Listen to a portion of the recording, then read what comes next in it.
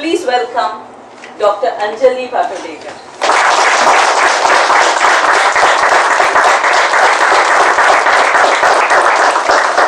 Hello friends, I think Meera was exaggerating when she said I have mastered life. I think it's a continuous process and you can't really say I have mastered it. You have to keep working on it.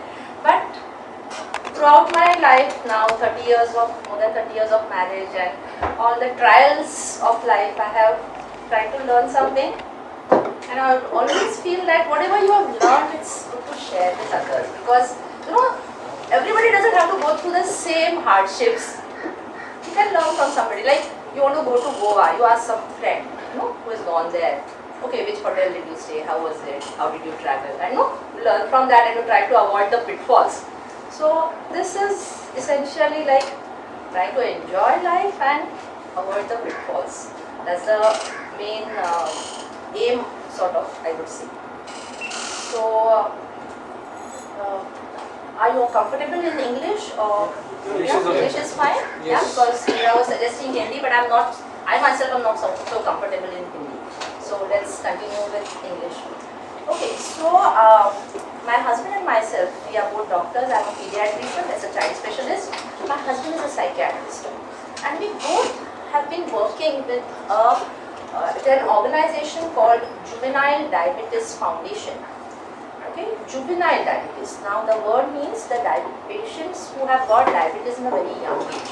And the difference in these children is that these children have no insulin production in their life, in their body, and they have to take insulin injections every single day. It could be as many as 3 to 4 injections. They have to do the blood testing every day. They have to, monitor their diet, their exercise. So it's a very, very disciplined life for them, and it becomes tough for them at the first time of diagnosis. So both of us are working with this organization for more than 25 years now. And in JDF, I have always heard these children talk about, whenever we talk to them, we find them so mature. You compare them with children of their own age, you find these children are much more mature. And when you talk to them, they always say diabetes has taught us so much. One of our JDs, we call him JDs, he has done an Ironman in Dubai just now. It involves swimming and then running and then cycling. All the events one after another. In spite of being a juvenile diabetes on insulin, having to, check his sugars, etc., he has done it. And his banner was, diabetes is my motivation. Okay, so we're talking of something which can depress others. These children are actually being motivated by them. And I have always heard them talk about diabetes has taught me so much. And I never doubted their genuineness. I always felt, yes, they were right. But I myself was not aware of how much life can teach you unless and until I went through it myself. 4 years ago, I had to undergo 2 surgeries, 6 cycles of chemotherapy, and 4 weeks of radiation for my diagnosis of cancer. And now I can really relate to these children when they say that diabetes has taught us something, and I also feel that this treatment period taught me so much, and that's what I would like to share with you all actually.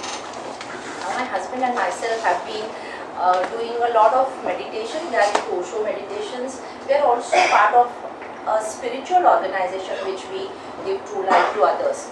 So with this sort of spiritual background, for us it was relatively easy to take this. It's a shock, You hear the word cancer? Yes, what is the first thing comes to your mind? You equate it with what? Yes, actually that's the question my son asked me that time. This was 5 years ago, he was a teenager at that time, and the question he asked me was, what are the chances of death? So our answer was, everybody has to die sometime. Nobody is, immortal, but how we live, that is important. And how we face this, I wouldn't say it's a hardship. How we face this, in Marathi we say Kathin Pariksha. It's like an exam, a test. So I like that word, it's like an exam. How you go through it. your attitude, that defines how you come out of it. So when I was diagnosed, of course it was a shock for a few moments or maybe an hour or so, but after that, I think Manoj and myself, we could remain positive, cheerful almost all throughout the period, 6 months period. Maybe I could minus about 15 to 20 minutes of sadness in which I was feeling a little down and this thing, but almost all the time I could remain positive. I mean, what was the trick of it? So I would like to share some of those things. Looking back now, when I think of that period, what do I remember? Of course, there were anxieties, there were tensions, what is going to happen the next day. At the same time, I was pretty much relaxed. I'll tell you what. I took this 6-month period as a sabbatical. You know, it's leave for me. I don't have to bother about my house, what state it is in. I don't have to bother about cooking. I don't have to bother about what my son is eating or not eating or what he is doing. I'm concentrating only on myself. My total concentration was on how I am going to get out of this, and that gave me so much energy. I could use that energy positively. Otherwise, our energy gets divided so much, We're thinking of, okay, house is one thing, workplace is another thing. Everything, our energy gets divided. Here, I could concentrate all my energy into getting well, and I could remain in the present. So, now looking back, I have these very good memories of it. First and foremost, I would like to tell you that I have short hair now. I'm not thought of having short hair before undergoing all these trials. Now I don't want to have long hair. Every time I go to my beautician, she tells me, let us have a little longer hair, it will suit you. I say, no. I'm very happy with this short hair. And that is because the chemotherapy, I lost all my hair during chemotherapy. And the boon I have got is I have got short hair which suits me, which suits my temperament. I don't have this jhanjat of every day, combing my hair and breaking it down. So I'm very happy with that. The other thing happened during chemotherapy was you lose all your hair and including the eyebrows, you lose all your hair. So looking at yourself in the mirror can be, how can it be? What would happen to you? Terrible. Huh? Terrible. Terrible. It's different. It's different, right? Whenever I looked into the mirror, what did I see? I saw a beautiful person with bright eyes, smiling, beautiful smile on the face, and joy radiating, at peace with myself. That is how I look at myself. All through my chemo, I remember when I started losing hair, those hair would come out in clumps. My husband was more disturbed than me. I would just say, oh, I have every case bahar.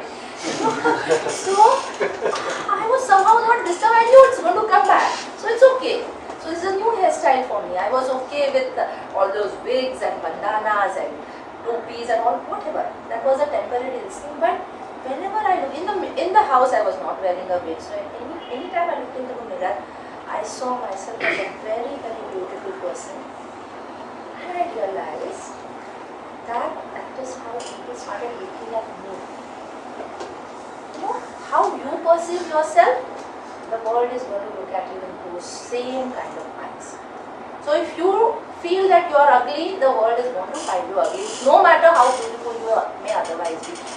I think I'm sure the girls here must have noticed, you wear a nice dress and you have a good hairstyle, and then you look into the mirror and you feel so good about yourself, and then there's a change in your walk, there's a bounce in your step, right? I don't know about males so much, must be happening the same way with men also. I think with my son it happens because whenever he wears a suit or something, then I can see his face and everything. What I want to say is, whenever you are happy with yourself, the world is going to be happy with you. Whenever you feel you are beautiful, you are at peace with life, the world is going to, the same vibrations are going out, The vibrations which you give out, they come back to you. So, I remember this, as I said, it was a sabbatical for me. During those 6 months, after chemo, for the first 10 to 15 days, I was not allowed to go out anywhere. So I was more or less confined to the house for 6 months. Okay? That too, I would be sitting in my bedroom. But then I said, okay, this is the time I can read. I am a voracious reader, so I read a lot of books during that time. I listened to music. I listened to Osho discourses, which I have not had time to do otherwise. And I would also meditate. Also, during this period, I came to know how much people love me. And that was so satisfying, actually. Because from everywhere I would get these messages, or somebody would tell me what's happening, and that gave me so much energy. So, whenever somebody is in distress, it may not be cancer all the time, it is something else. Just being there for that person, you don't have to go and visit also, but just being there, just saying, I'm there for you, call me when you need me. That helps the person a lot. Somebody would tell me, okay, one of my Muslim residents, my young doctors, she said during their, they have this, this fast Ramzan. So she said, I prayed for you. Somebody went to some Kolhapur temple, they said they prayed for me. I used to feel so good about it, You are loved so much by everybody. And I remember the best birthday I have had in my life is during chemotherapy. Because my birthday luckily fell into the period in which I could go visit people, and my friends, they decided on it that they would all meet together. So about 10 to 12 of us met at Thane. I was taken in somebody's car over there. I didn't have to do any planning, nothing, and I just enjoyed myself. It was such a wonderful time for me. So what I'm trying to say is, there are, of course, there are going to be negatives in everything. If you try to concentrate on the, focus on the positives, things become so much easier. I'm looking at, as you said just now, cancer brings death, that word is there. So what do people do when they get cancer? What have you heard about people? You talk of cancer survivors, yeah? You talk of people fighting cancer, right? Do you talk of anybody fighting a heart attack? Huh? Do you talk of anybody fighting appendicitis or a viral fever? No. But we talk of fighting cancer. That is how it's ingrained into us. For me, it was more of a letting go. I'm not talking of giving up. And that gave me a lot of time, a lot of energy, and a lot of joy also, because I don't have to worry about it. During my treatment in Tata, I used to go to Tata Hospital. Now, actually, if any of you have gone there, I don't know, but it's quite a depressing sight. Yeah, you have patients of all ages, especially young children are there, and the parents are there. They're all worried about it. And initially, I also used to feel that it's a very sad thing for children or very elderly people to get cancer. And I used to say, why is it? I never thought why it is happening to me. But I used to say, why does it happen to a small child? Why does it happen to an elderly person? Then I realized, when I looked at the parents and the children interaction, I realized that this is the way to express your love. God is giving you opportunities. It is not something, of course you feel sad and you feel stressed out, but it is also an opportunity to express your love towards the loved one and do something, especially if it's parents. You can, your gratitude you can show by caring for them, and that is how I used to look at it. Also, looking at the patient, I would always feel I'm so much more better than these people. When my diagnosis was done, Manoj and I sat down and we made a list. We made a list of all the positive things that this diagnosis has given us. Okay, negatives of course everybody knows. Oh, cancer means so and so, we have to undergo chemo, etc. But we made a list of positives. Okay, so breast cancer, one of the best prognosis cancers. The type of cancer I had again had a very good prognosis. Financially, we are well off. We don't have to worry about the financial part. We have so many friends, relatives who are caring for me. I have a friend in Tata itself who is going to help me out with this. And we have the spiritual resources to face this situation. So that is giving us the strength and courage. This was quite long. I'm remembering whatever I remember just now, but that is how again focusing on the positives. So we didn't waste time crying over it. I have nothing against crying. Basically, if somebody feels like crying, it's actually very good to have a good cry, but don't keep crying. That's what I mean. Whatever situation you find yourself in, once you have a good cry and get it out of your system, and then if you still feel like crying all the time, then it's better to go to my husband who is a psychiatrist. So, Scaling. that's another.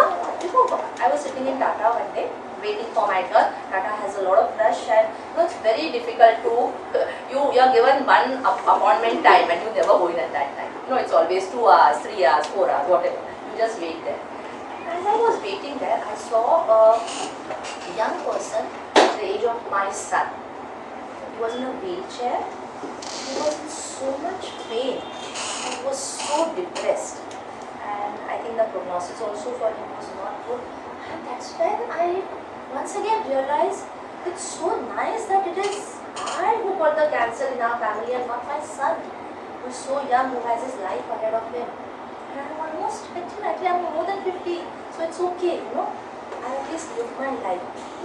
That is how you can start relating with things around you. So that's what happened. Some other things which I have learned during our life is one thing which happened about 20 years ago. So my husband was diagnosed with rheumatoid arthritis. I don't know if you all know what rheumatoid arthritis is, but it is painful condition of all joints, involving all joints. It is all his joints were involved. He couldn't move, he couldn't lift his hand, he couldn't use his fingers also, knees were affected, everything. He couldn't use his jaw to that extent. He couldn't shave himself, it was that bad. And during that period, he was of course on treatment, and we tried homeopathy, we tried this, we tried that. And towards, I think after about 1.5 years, we came in touch with Osho. And we attended a Osho meditation camp.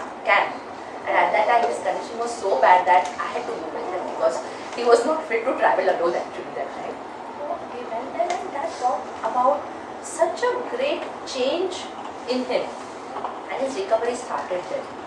And actually his doctors had told him that he cannot recover completely from RA. You will always have some joint involvement, you will have to undergo some joint replacement. But now if you see him, he's perfectly fine, all his joints are in good working condition, and that is thanks to the medications. And when we always look back, he had to undergo a lot of pain, suffering, and as a family also we had to undergo a lot of pain and suffering along with him. But what did we gain out of it is meditation. And that meditation is something which helped us during this period. So during my treatment, this chemotherapy on I had a port in my system, and chemotherapy would be going on one side, and I would have headphones, and I would be doing a meditation called body-mind balancing. Osho has given a wonderful meditation called body-mind balancing, and in which he talks about a lot of things. But okay, let me ask you something. You work here for 8 hours, 10 hours. What is your working? 8. At the end of it, you have a backache. Yeah. Yeah, and your eyes are paining. What do you say? What do you say? How do you express it? My back is giving me trouble. My eyes are giving me trouble. Yeah? They are hurting. Yes. What else? We often say they are hurting. They are hurting. I'm disturbed. Okay. But do we ever say that throughout the day you helped me do this work and thank you so much? Do we ever say that? Just think back and see. I don't think we also never used to say that. We learned it all through our trials, I would say, or our exams, as I said. So after Manoj went through, I realized when we started doing this body-mind balancing is we take so many things for granted. We take our body for granted. We never thank our body. We never say thank you body for allowing you to do so many things. So now this body-mind balancing, actually meditation is that, you know, you keep thanking all the parts of your body and ask the body what is it that you want me to do so that we can do it. Rather than blaming that, oh, this foot is giving me trouble or this back is giving me trouble. Rather than that, you know, oh, thank you so much. So now, even before my cancer, before going to sleep in the night, I take 2 minutes off and I thank all my work talking to you. I just say thank you for allowing me to do the work. Thank you for allowing me to enjoy life today. Thank you for allowing me to do so many things which I would not be able to do without your help, without your support.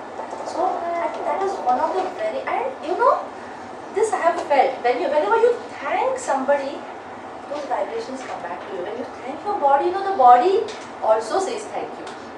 I have experienced it. You try it out and you will really be able to understand what I am saying. So, thanking the body is something. And another thing which we realized is listening to the body. I think half or more than half, or 80% of people, we have lost our knack of listening to the body. From simple things, you know, like how much to eat. Yeah, I think people are smiling, so you know. So we eat whenever we like the food. We don't listen to our stomach which says, okay, bas ho gaya, abhi bahut ho raha hai. We don't listen to that. We just say, oh, it's tasting so nice. And then after that you have heartburn and whatnot, you know. But we are not listening, we are not stopping and listening. And if you do that, you know, things change so well. Not just with food. I'm talking also of pushing yourself. All of us, I'm sure, you all are young people. I've seen more young people here than elderly. So, you push yourself, isn't it? Yeah, you say, this I have to do. And nobody else will be able to do this if I don't do it. Isn't it so? Yeah? I'm irreplaceable. If I don't do this, the work is going to stop. And so we push ourselves. I have nothing against pushing to a certain limit. But when that pushing goes beyond a limit, that's when your body starts giving you signals. You know, all these heartburns and other things and pains and aches. And if you don't listen to those signals, then you land up in real big trouble. So as young people, I would really advise you that please listen to your body. Just be quiet for a while, and if the body is telling you something, okay, stop, don't do this. Let us just relax for some time.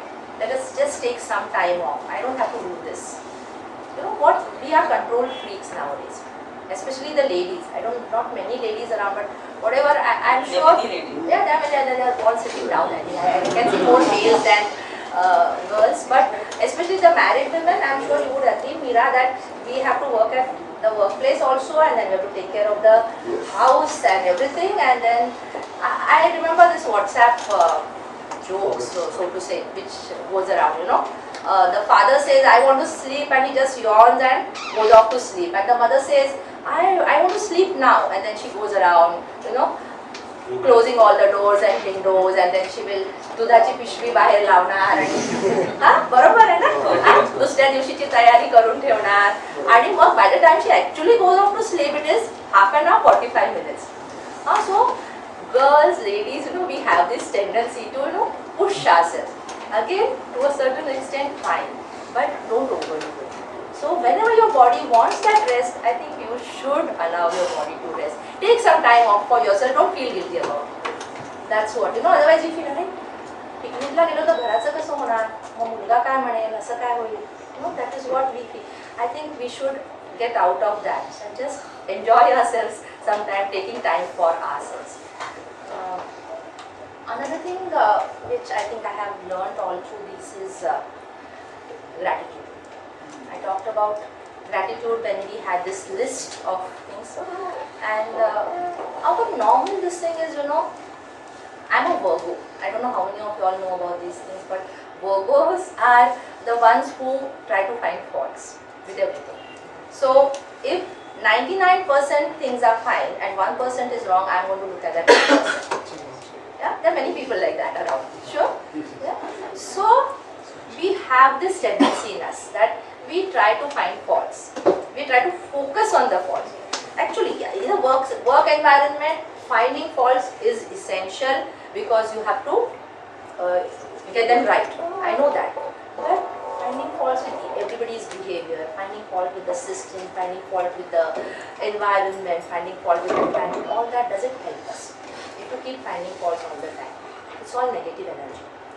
And just realize that these negative energy vibrations, whatever goes out, the same kind of energy is going to come back to you. So if you are all the time complaining, blaming, being dissatisfied with life, more dissatisfaction, more conditions will be there which will make you dissatisfied. At the same time, you say, okay, I know that this 20%, 30% is not good, but this 60, 70%, 80% is good. So why not focus on that? So my boss is not really very good. She keeps asking me to do things beyond my control. But then she is otherwise caring also. You know, so if I focus on that caring part, I don't know how Meera is. Just saying, I suppose she would be caring. But what I'm saying is try and focus on that part. So having gratitude, actually if you see that way, we have got so many things. If you sort of compare yourself with a person walking on the road, and then we can find that, you are so much more blessed than others. But do we say thank you to God or anybody for that? To our parents, she was talking about telling your parents that you love them. Similar, how many times we do that? We take our spouses for granted. We never say thank you very much for that. We take our children or our parents for granted. So, expressing that gratitude is really, really important, and it helps to deal with the hardships. It makes a lot of difference. During my treatment time, the 6 months period I told you, I was writing a gratitude diary every single day. And gratitude diary, what was I writing in that? Initially I had difficulty. Kailina, those Kailina. Then, as I said, we are part of the spiritual organization. And the staff member over there told me, you can write anything as simple as your maid made you a cup of tea. Okay, then it clicked, I'm not thanking my maid for what she's doing for me. Because of her, actually I could sit back and relax and not worry about my house. But was I thanking her? I started thanking. My husband, he would do his clinic and then come back and make some fresh food for me, because during chemo I was not supposed to eat outside food also, or made in the morning, so it had to be fresh food. So was I thanking him? Started writing all these. I was taking him for granted, and I'm not saying I was not thanking, but we take these things for granted. So consciously I started writing these things, and then once I started writing, it went on a big list. That whole diary page would be full, with so many things.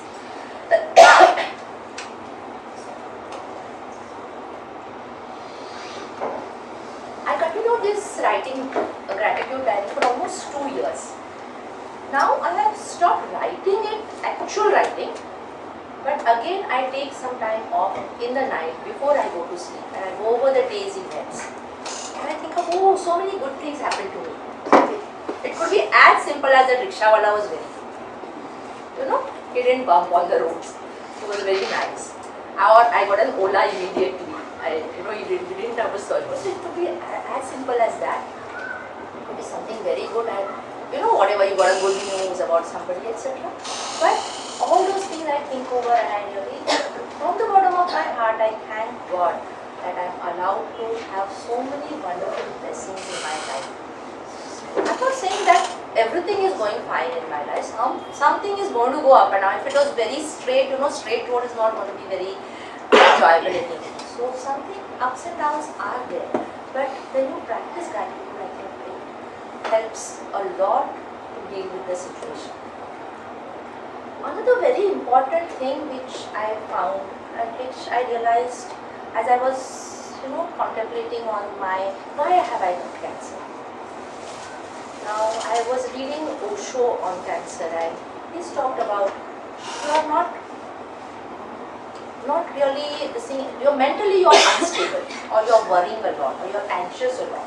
So I am that type, I am anxious and worrying. And then I realized that these small things which I'm worrying about, probably that is the root cause of my cancer. And I also found some things which I was not forgiving myself. Something which I didn't do right in the past. Something which I should have done and I have not done. Something which I shouldn't have done and I have done. I think all of us experience this. Yeah? We think asa करायला हवं होतं, केलं नाही. Our first listing is what? We blame the others in that. Huh? This person behaved this way, so that is why I had to retaliate, right? Then when we go deeper, after actually the fight is over, after a few hours or a few days have passed, then we come back to ourselves. Yeah? Then we say, nee, he was wrong, but then even I shouldn't have spoken in that manner. Or I shouldn't have behaved in. Are you all relating with what I am saying? Yes. Yeah? So that is what happens. First we blame others. Then if we are in a little contemplative state, we come back and start blaming ourselves. We have that judge inside, who keeps telling us, "Tu barobar kela nahi, हे चुकीचं." So if you look at your life, you will realize that there are many times when you have done something wrong. All of us have made mistakes. I don't think there's any single person in this room, including myself, my husband, Meera ma'am, Kiraj, I don't think there's anybody who has never made mistakes. We make mistakes, we have to learn from the mistakes. But if we keep blaming ourselves for those mistakes, I did that. That is why this problem is there today. If I remain with that thought, I'm never going to get out of it. So I think forgiving yourself for whatever you have done in the past. Of course, forgiving doesn't mean you keep making the same mistakes. Forgiving means you learn from your mistake. But you try not to do it again and don't keep that blame game. Brooding over, guilt, blaming. Buddha talks about all these negative emotions. Anger, hatred, blame. He says they are like burning coal. Yeah, you have it in your hand. What is going to happen?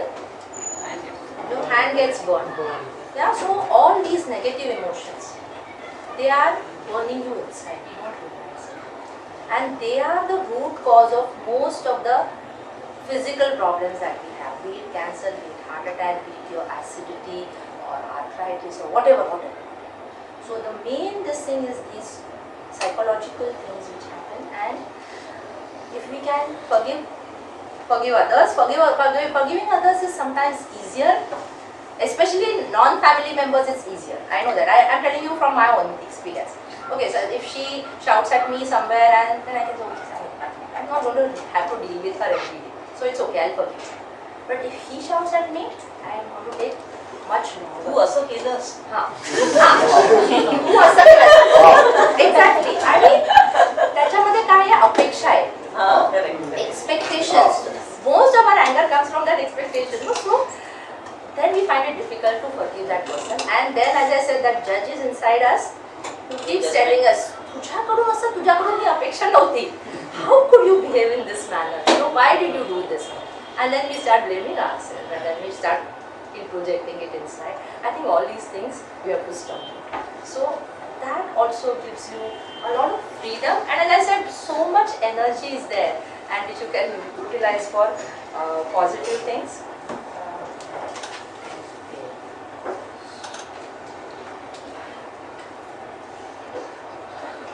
Only one more thing I wanted to talk about is during my cancer, what we did is, there were a lot of people who wanted to come and meet me or talk to me on phone. So finally I made a broadcast list on WhatsApp. And I myself used to send them messages every week. Okay, आता हे असं झालंय, this surgery is over now. So I could keep a distance. And I only called those I knew were very positive people to my house. Or I would talk to them. Because once or twice this happened, I am dealing with the situation very well. I am quite happy. I am ready for the surgery. And one of the friends calls me, Anju, कसं झालं and somebody talks to you like that, you also feel like crying, All your courage, it starts sort of dissolving. So then I said, this is not the way it's going to happen. If I want to talk to somebody, that person has to be positive. So not to surround yourself with negativity. To the extent that I was not watching, we don't have a TV in the house anyway. For the last so many years, my son has been pestering us now to buy one, but we're so used to it that we don't want to. But I have seen, I don't know how many of you all have consciously noticed this. When you watch news, Yes. yeah, what is there? And there is only hatred that you There's can only see. hatred. Yeah. Yeah, there's anger, hatred, blame, All yeah, negative. all negative. And that is coming out and it's bombarding you so much. I mean, okay, you have to know what is happening in the world and all that, but you don't have to know it with so much detail. That is what I feel. And especially if you are in a delicate situation, especially you are not well, you want to concentrate all your being into getting well, I think stay away from these negativities. So even reading newspapers, at least newspapers you can skip, but that news is going on blasting at you, it's very difficult to get out of that. You know, you keep looking at them, and they keep repeating the same thing again and again. So avoiding negativity. In fact, what helps, what has been found to help is humor. So watching comedy shows, reading humorous books, laughter. And laughter has a known effect on improving your immunity. Okay, so if you have these laughter clubs, Yes, sometimes yes, we laugh yes, at those yes, people yes. laughing, because how they keep laughing, but it definitely has a good effect. It has an effect on improving the immunity. So, not surrounding yourself with negative people during a crisis, it's a very good thing. Otherwise, what they do is, they start thinking of all the worst possible things that are going to happen. I again remember a joke, when different country people, they go to meet a sick person. So a Britisher would say, oh, okay, get well. And an American would say, okay, this place is maybe a little better than this. And if you find somebody from Konkan area, go and meet this person. He will say, तो दूसरा होता ना तो असाच आजाराने गेला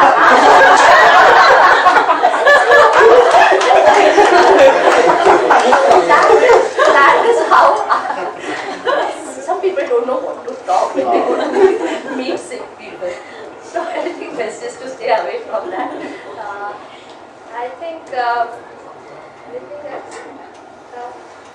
Okay, I think most of what I wanted to convey, these were the insights I have learned, and I am not saying this is the end of it. I keep learning every day. I am learning something new. Every day, somebody or the other teaches me something. You have to be open to learn. That's what it is. It doesn't matter what age you are. It doesn't matter how much you know, because actually knowledge is not what is required. Wisdom is what is required. No understanding is required. So you keep learning, and that is what it is. And I think it's a very good idea to share your experiences with others, because that is how the others can also be, come out of certain situations much faster. If you have any questions, I will be happy to answer.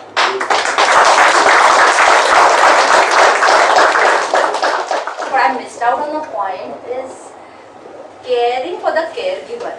Is something which we forget, We always talk about, arey re tila cancer zala. Also, we're starting thinking about, how to help her. But I think during my treatment, there were only 2 people who thought about him, what he is undergoing actually, And they came to meet him and they said, okay, Manoj, if anytime you need help, I'm there for you. And that gives you so much. Same thing had happened when his RA was there. And everybody would say, oh, he's suffering so much. And one of my friends, who is not a really very close friend, but he said, oh, Anjali, I know what you must have gone through during that time. And that small sentence also helps you so much. When you hear such a news, because you don't think that you have done any bad habits or you have not done anything wrong. When you hear such a news, I mean, I would want to hear from your spouse also. How do you deal with it? There is an impact. You don't trust that information might be true. Okay, so because you might have a good IQ, but EQ is, I don't know, but EQ is very different from IQ. How do you tackle this kind of thing? I think we were blessed because we were into meditation for a long time before this. So we were sort of aware of what is happening inside us. Okay, so whatever the reaction, we could immediately get to the root of that reaction.